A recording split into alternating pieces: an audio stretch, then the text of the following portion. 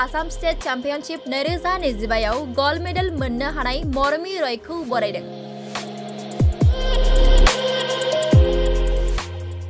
थांनाय 14 नभेम्बर 2025 गुवाहाटीनि रुक्मिणी नगर अडिटोरियामाव जानाय world fitness फेडारेशननि बानजायनायाव खुंजानाय हाबाफारियाव मोननै सनानि मेडेल मोननो हानाय एबा चेम्पियनशिप जानो हानाय मरमी रयखौ के फिटनेस टीम पाटगावआव बरायनाय हाबाफारि लादों। मरमी रयआ Mr and Mrs Assam state body building and model चैंपियनआव वुमेन शॉर्ट्स मॉडल आरो बॉडी बिल्डिंग एंड मॉडलाव मोननै गोल्ड मेडल मोननो हानायखौ के फिटनेस टीम पाटगावनि बिगोमाजों लोगोसे ओनसोलनि फरायसा आफाद आरो रायजो राजाफोरा बरायदों।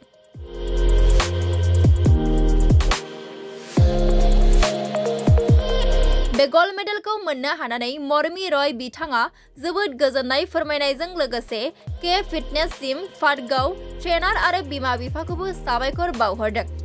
मरमी रयआ खम समनि गेजेरावनो बेबादि सनानि मेडेल मोननो हानायखौ लानानै गुबुन गुबुन माहारि आफादजों लोगोसे के फिटनेस टीम पाटगावनि बिगोमा आरो ट्रेनार बिथांमोना खौरांनि गेजेरजों गोजोननाय फोरमायो। गेम खेली পেলাই দুটা গোল্ড মেডেল পালে কেনেকা লাগে?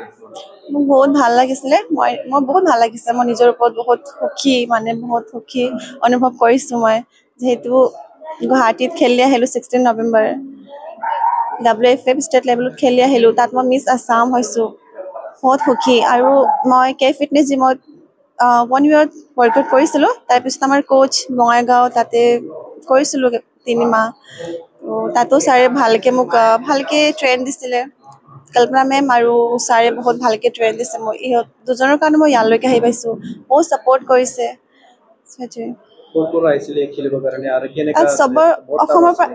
সব জাগাৰ পৰা আহিছিলে। সব জাগাৰ পৰা মই ইয়াৰ কোকৰাঝাৰৰ পৰা গৈছো। মই অকলে গৈছো আৰু বহুতে জাগাৰ পৰা আহিছিলে। নাজানো কৰ আহিছিলে ক'ব নোৱাৰো। যেতিয়া কম্পিটিশন কৰি আছিল এই সময়ত ভাবিছিল না গোল্ড মেডেল পাম বুলি? তাতে ভাবিছিলো বহুত কষ্ট কৰিছো। যেহেতু মই ভাবিছো যে মই ফাৰ্ষ্ট আহিমেই বহুত কষ্ট কৰিছো। বহুত কষ্ট হৈছিলে তাত। ভালকে টাইমত হ'ব নোৱাৰে, টাইমত খাব নোৱাৰে আৰু নাখাই কেনে ইমান ৱৰ্কআউট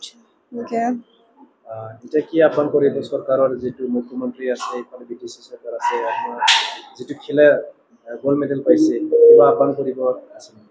মই হেতুই ক'ব বিচাৰো। মই বহুত আগত যাব বিচাৰো। আকৌ খেলিব বিচাৰো মই মিছ ইণ্ডিয়া যেনেকে আৰু হ'ব নেক্সট মান্থত খেলিব বিচাৰো। মই বিচাৰো সবে মোক সাপোৰ্ট কৰক। মই সবে সাপোৰ্ট কৰিলেহে মই আগত যাব পাৰিম। মই আজি ফেলিচিটেশন প্ৰগ্ৰাম নমস্কাৰ। আজি আমাৰ জিমৰ পৰা কে ফিটনেছ জিমৰ পৰা মৰমী ৰয় আজিৰ পৰাতো মিছ মৰমী ৰয় হৈ গ'ল। মিছ আসাম মৰমী ৰয় তাই वर्ल्ड फिटनेस फेडरेशने अर्गानाइज करा गेम आसिल এখন গুৱাহাটীত যোনটোত নেকি গোটেই অসমৰ ছোৱালীবিলাকে ল'ৰাবিলাকে পাৰ্টিসিপেট কৰিছিল। তাত বহুতো কেটা কেটেগৰী আছিল যেনেকে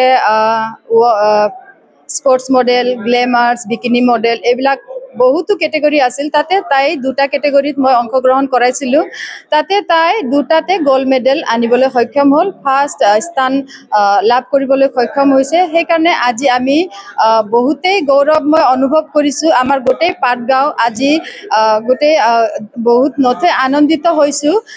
কিয়নো এইটো ফাৰ্ষ্ট আমাৰ এইখিনি এৰিয়াৰ পৰা তাই গুৱাহাটী ইমান ডাঙৰ এটা ষ্টেট লেভেলৰ গেম খেলি কিনে তাত কোকৰাঝাৰৰ নামটো তাত জিলিকাই উঠিছে।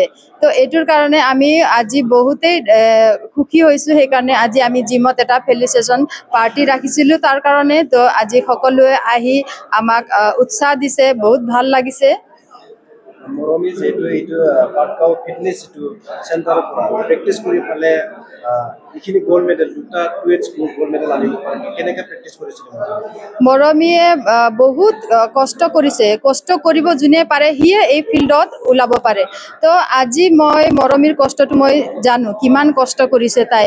পুৱা 4 ঘণ্টা ইভিনিং 4 ঘণ্টা জিমত থাকি নিজকে এটা আকাৰ দিয়া নিজৰ বডিক এটা ষ্ট্ৰাকচাৰ দিয়াটো বহুত এটা কষ্টৰ খেল হয়। এইটো তো ইয়াত তাই কষ্ট কৰিব পাৰিছে বুলি হাৰ্ড ৱৰ্কিং ছোৱালী তাই সেই বুলি সি আজি ইমান আগবাঢ়িব পাৰিছে নিউ ইউথ মানে ইউথ গিটা কি কবা আপোনালোকৰ হয় নিউ জেনেৰেশ্যনৰ কাৰণে এইটো এটা বৰদান ৱৰ্ল্ড ফিটনেছ ফেডাৰেশ্যনে অৰ্গেনাইজ কৰা গেমটো হ'ল আমাৰ নিউ কি কয় জেনেৰেশ্যনৰ কাৰণে আমাৰ ইহঁতৰ কাৰণে বহুত ভাল এটা ষ্টেজ হয় বহুত ভাল এটা জাগা হয় য'ত নেকি ইহঁতে আগবাঢ়ি যাব পাৰে ইয়াত টাইটেল গেম হয় এইটো জিতিলে ইহঁতৰ বহুত এটা ষ্টেট নেশ্যনেল লেভেল যোৱা এটা চান্স থাকে তাৰ পাছত ইণ্টাৰনেশ্যনেল লেভেলো যাব পাৰে